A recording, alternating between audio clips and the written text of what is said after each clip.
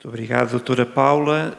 Cumprimento-a e a todos os colegas que estão nesta mesa. Cumprimento, obviamente, o auditório e, na pessoa do professor José Eduardo Franco, todos aqueles que organizaram este fórum. É com muito gosto que estou aqui. Uma declaração inicial, como não há debate, posso usar já dos 5 minutos e juntar aos 15 que me são dados. Ora, muito bem, então vou tentar cumprir o tempo que me é dado. Memórias da Irmã Lúcia de Fátima para o Mundo. Atrevi-me a chamar a estes escritos de Lúcia de Jesus um best-seller em tempo de globalização. De facto, Lúcia é protagonista de uma história maior, de uma história claramente global, que já está assim identificada por vários autores. Assim, por todos, posso aqui citar, e para não falar em causa própria, o próprio professor José Eduardo Franco, que caracteriza o fenómeno de Fátima como, a seguir aos descobrimentos, o fenómeno global por excelência que toma lugar no mundo a partir do nosso território, do território português. Apenas gostava de contextualizar, dizendo que Lúcia, de facto, é uma especial protagonista deste fenómeno, que começa, como sabemos, com a experiência de 3 crianças que se dizem agraciadas com a presença da Mãe de Deus. Não nos importa, neste momento, percebermos a veracidade deste testemunho. O que nos importa, sobretudo, é percebermos como este testemunho faz atrair a Fátima milhares e milhares e milhares de pessoas, não apenas de Portugal, mas do restante mundo. E como esse fenómeno de globalização não é apenas territorial, mas é também ao nível daquilo que é a psicologia humana, inclusivamente ao ponto de rasgar fronteiras, e mesmo quando é tratado de forma caricatural, como é o caso que aqui apresento a partir desta imagem, percebemos claramente como Fátima é importante para a história da humanidade contemporânea. Ora, aquilo que se passa com Fátima não pode deixar de ser analisado, sobretudo a partir da pena dos escritos da mais importante das protagonistas. Quando se fala de Lúcia no contexto dos protagonistas de Fátima, tendemos sempre a dizer esta redundância, a protagonista principal, porque de facto é ela que vive mais tempo e a ela se deve a fixação de uma espiritualidade que brota a partir daquele lugar. Tenho aqui uma breve cronologia das fases de Lúcia de Jesus. Ela até 1921 vive em Fátima, de 21 a 48 é religiosa de Santa Doroteia, ingressa no Instituto das Doroteias e a partir de 48 até 2005, portanto, à altura do seu falecimento, vive como religiosa carmelita. E é uma escritora improvável, e isto faz-nos refletir, nesta era de globalização, o que é de facto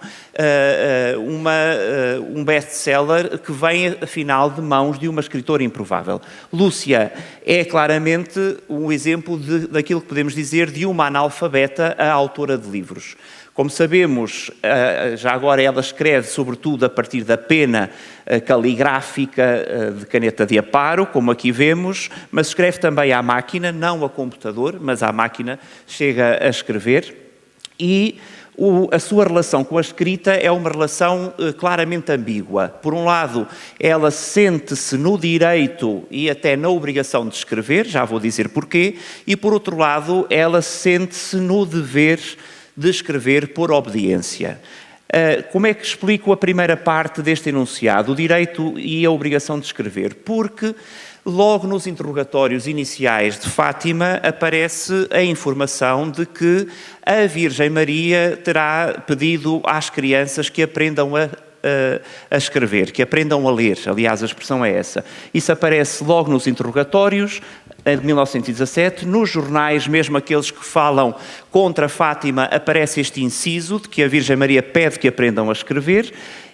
Estamos em tempos de República, é muito interessante que era um dos desideratos da República a questão da escolaridade, e aqui aparece em Fátima também esta questão. E nas próprias memórias, na 4ª memória, Lúcia vai escrever precisamente isso, que é um pedido do céu. E, portanto, aquela menina, aquela criança analfabeta, vai ter uma escolaridade já muito tardia e por um lado, uma escolaridade que vai ser contrariada no contexto religioso em que vivia, porquanto, por causa da ocultação da sua identidade, não temos tempo de falar desta matéria, ela não pode escrever como as outras colegas podiam escrever. E, portanto, vai ficar conotada com as religiosas de classe mais baixa na congregação em que estava institucionalizada. O que quer dizer que ela não tem esta dificuldade de cumprir o mandamento do céu de escrever conforme a Virgem Maria lhe teria pedido. O que vai levar a que Lúcia de Jesus vá ter uma relação de muita dificuldade com a própria escrita, e quando mais tarde ela se sente obrigada a escrever em ato de obediência, quando o bispo de Leiria lhe pede que escreva, precisamente ela vai dizer muitas vezes, aliás, nesta consciência muito típica da escrita conventual, de que escreve em ato de obediência, que é uma humilde serva e, portanto, vai escrever a partir da obediência. É isso que vemos aqui, escrevo em ato de obediência, por exemplo, neste manuscrito, ou, por exemplo, este é o mesmo, ou, por exemplo, na quarta memória, na verdade eu agora que por obediência acabo de escrever, portanto, esta ideia de escrita por obediência. E essa, inclusivamente as condições materiais em que ela escreve, são condições muito difíceis. Ela própria irá dizer que de mesa serve-me o regaço, de cadeira uma velha mala. Portanto, ela não é propriamente uma escritora de secretária, embora tenhamos esta fotografia dela, ainda enquanto Doroteia, a escrever a uma mesa. A escrita de Lúcia é eivada de uma cultura conventual, como não poderia deixar de ser. Apenas alguns exemplos que vemos aqui, JMJ, aquele início de carta tipicamente das religiosas e dos religiosos nesta escrita conventual, pede sempre a invocação, nesta invocação Jesus, Maria e José, ou Jesus e Maria, ou, por exemplo, quando inicia a primeira memória. Começa, pois, este trabalho pedindo aos Santíssimos Corações de Jesus e Maria que se dignem abençoá-lo. Portanto, esta ideia de pedir a bênção divina para poder escrever. Isto é uma cultura que vem da escrita da Idade Média, quando se considera a escrita como ato sagrado e, portanto, que se considera importante pedir o auxílio divino. Mais ainda, para caracterizar a escrita de Lúcia, não podia deixar de referir que ela, tendo aprendido a escrever tardiamente, é uma autora que tem dificuldades na ortografia, na sintase, ainda que isso não lhe colha a facilidade de se exprimir e transmitir as suas ideias. E, para além disso, tem marcas de castelhanismos ou espanholismos na sua escrita. Por exemplo, a lo mejor aparece no meio do texto em vez de talvez, importa em vez de importante, retraso em vez de atraso, escreve Páscoa com U, como escrevem os espanhóis, porquanto Lúcia, quando escreve estas memórias, se encontra na Galiza, por uma circunstância histórica que agora não consigo explicar por falta de tempo. Apenas um exemplo, que é retraso, como ali aparece nesta carta de Lúcia. Bom, para além disto, é importante saber que a escrita desta mulher se encontra eivada de uma consciência providencialista da história. Portanto, é uma escrita de teor religioso que pretende narrar aspectos sobrenaturais, mas também políticos.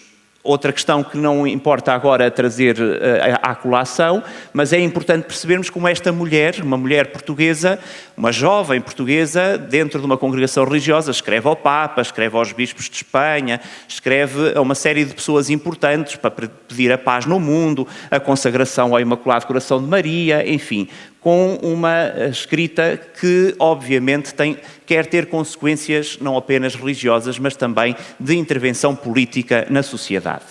Passamos então à análise de uma Lúcia que é, na minha opinião, uma das mais prolíferas escritoras portuguesas e do catolicismo. Os seus escritos espalham-se por inúmeros arquivos, como estes que aqui coloco em relação. E aquilo que nos interessa são agora os escritos publicados. Desde logo as suas memórias, que são 6, já lá vamos, Os apelos da mensagem de Fátima, como vejo a mensagem através dos tempos e dos acontecimentos, diversa documentação epistolar, interrogatórios, declarações, são cerca de 11.000 documentos que se estimam, um pequeno núcleo de composições poéticas e o seu diário, que está parcialmente conhecido, mas muito parcialmente, foi publicado em algumas partes pelo Carmelo de Coimbra, aqui uma página do seu diário. A documentação epistolar, como dizia, cerca de 11.000 escritos, vemos aqui algumas cartas, nestas malas imensas que têm esta documentação, oriundas de 66 países. Lúcia tinha na sua cela este planisfério onde ia ver de onde vinha a documentação, de onde vinha aquela, e portanto reparem como esta mulher é conhecida de uma forma completamente globalizada. Depois, os apelos da mensagem de Fátima são catequeses que vêm a ter uma publicação já no ano 2000 e, como vejo a mensagem, no ano de 2006. Passamos então à escrita das memórias. Da escrita, 5 minutos, da escrita à sua publicação. Vamos então em 5 minutos traçar esta história que começa com esta fotografia a que Lúcia tem acesso e a partir dela diz ao bispo que se lembra de muitas coisas da sua infância. O bispo vai pedir a Lúcia que escreva essas memórias e Lúcia vai escrevê-las em 35 a primeira memória, em 37 a segunda, em 41 a terceira e a quarta e depois mais tarde, a pedido do reitor do Santuário de Fátima, em 89 e 92, 93, a quinta e a sexta memória. Estas memórias, as 3 primeiras são sobre Jacinta Marto, a quarta memória sobre Francisco, a quinta sobre o pai de Lúcia e a sexta sobre a mãe. O que é que Lúcia pretende dizer? Que as figuras dos seus primos, Jacinta e Francisco, são figuras de santos e que a figura da mãe e do pai são figuras exemplares enquanto família cristã. Esta publicação tem uma proto-história, que eu vou traçar assim de forma muito rápida. São pedidos estes escritos a esta religiosa, ela escreve-os não com a intenção de publicar. Eles vêm a ser publicados dentro de escritos outros com mãos heterógrafas, como é o caso de José Galamba de Oliveira, que em 38 começa a publicar aqueles escritos dentro de um discurso que ele próprio vai ordenar. Tudo o que vai entre aspas é escrito pela irmã Lúcia, a não ser que se indique o contrário. Portanto, os seus escritos, estas memórias, começam a ser conhecidas precisamente num livro intitulado Florinhas da Fátima Jacinta. Desse livro venderam-se logo 1.700 exemplares. No ano seguinte continua a ser muito forte essa difusão deste livro e em 39 já o livro chegou ao Japão, reparem bem, portanto, de Portugal para o Japão. Está quase acabado em 43 o 21º milhar de exemplares de Jacinta Marto e em 44 estão vendidos 29.000 exemplares. Portanto, como veem, uma rápida difusão. Estes escritos vão ser difundidos quer por Galamba, quer por Luís Gonzaga da Fonseca, quer por José Rolim, quer por Luigi Moresco, em Itália, quer por Fernando Leite, e assim demos a proto-história das memórias da irmã Lúcia, da edição das memórias. Depois a pré-história está relacionada com António Maria Martins, que vai tomar estas memórias e as vai publicar já na íntegra, ao contrário dos outros que publicam excertos. Este autor, um jesuíta, vai publicá-las na íntegra a partir de 1973 e vai publicá-las primeiramente em português, também no Brasil, depois em francês e em italiano. Vou passar à frente. E depois a história propriamente dita da edição, que podemos dizer típica destas memórias, começa com Joaquim Maria Alonso, que as vai publicar primeiro em espanhol, depois em alemão, reparem as línguas todas que estamos já aqui a falar, e depois, sim, em português, assumidas como edição típica da apostolação para a canonização dos videntes Francisco e Jacinta Marto. Destas memórias saem, obviamente, muitos exemplares. Por exemplo, em menos de 5 anos já estavam vendidos 560.000 exemplares em 10 línguas. Em 10 línguas. Em menos de 5 anos. Esta publicação vai ter ainda uma edição crítica, já em 2016, para além desta edição dita popular, e para me aproximar, esta edição crítica é da responsabilidade de Cristina Sobral, da Faculdade de Letras da Universidade de Lisboa, e para terminar esta apresentação, diria então sobre este sucesso editorial destas múltiplas edições em português e noutras línguas. As Memórias da Irmã Lúcia estão editadas em 20 línguas, inglês com 22 edições, português com 19, castelhano com 15, francês com 12, alemão, italiano, polaco, húngaro, holandês, croata, russo, esloveno, árabe, eslovaco, letão, ucraniano, checo, grego, romeno e na língua indonésia. Se quisermos a área de influência destas línguas e se a quisermos pôr num planisfério, temos que as memórias podem ser lidas em todos estes lugares. Portanto, é claramente um best-seller da literatura, pelo menos religiosa, do século XX e XXI, nesta era da globalização. Estas são algumas das capas que revestiram as Memórias de Lúcia de Jesus nas diferentes línguas. E então, para terminar, apenas 2 breves explicações sobre este fenómeno. Como é que se explica que se globaliza um livro desta forma, que começa por uma autora que, obviamente, não faz parte do mundo académico e está longe da ribalta? Estamos a falar de uma religiosa conventual. Por um lado, por causa de Fátima ser um fenómeno global, por outro lado, porque Fátima é um lugar de tensão ideológica e isso leva a que haja demasiadas atenções sobre este fenómeno. Depois, pela própria trama do texto, tem um conteúdo espiritual que interessa à humanidade, temas ligados à sobrenaturalidade, ao segredo de Fátima e à relação com o mundo contemporâneo. Contudo, há de facto um paradoxo que é difícil de explicar num ambiente global como aquele que vivemos. Uma autora pouco letrada, nascida em Portugal, fatal de escrever, naquele país à beira-mar plantado na cauda da Europa, uma autora pouco letrada, uma autora religiosa, estamos a falar de uma freira, ainda para mais uma freira conventual, ligada de clausura. É um livro de temática religiosa num tempo de secularização, também aqui aparece um paradoxo, se quisermos.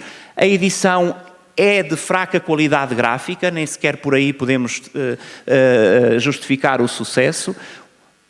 O que podemos dizer é que este livro é não apenas um livro, mas também um objeto religioso numa era de globalização. Isto parece-me interessante deixar-nos a pensar. Por um lado, é mais um souvenir de Fátima, não podemos ter essa questão abandonada nesta reflexão, e por outro lado, fala-se aqui também do peso simbólico do livro, a carga religiosa que o livro continua a ter na cultura humana. Muito obrigado pela vossa paciência.